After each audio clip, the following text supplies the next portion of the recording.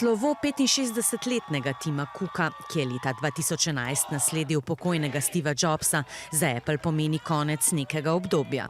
V času njegovega vodenja je Apple na trg lansiral številne uspešne posodobitve za iPhone, Mac, Apple TV in druge ključne izdelke. Če je Apple pod Cookovo taktirko vstopil v obdobje rekordne rasti in kljub močni konkurenci utrdil sloves enega najbolj dobičkonosnih tehnoloških podjetij na svetu, novega izvršnega direktorja, 50-letnega Johna Ternusa, čaka zahteven strateški izziv – dohitevanje konkurence na področju umetne inteligence. All of those things can be driven by AI.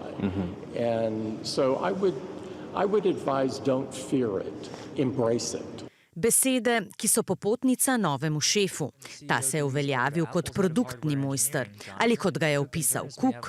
John Ternus je vizionarski direktor z umom inženirja, dušo inovatorja in srcem, ki ga vodi z integriteto in častjo. Brez dvoma je prava oseba, ki bo vodila Apple v prihodnost.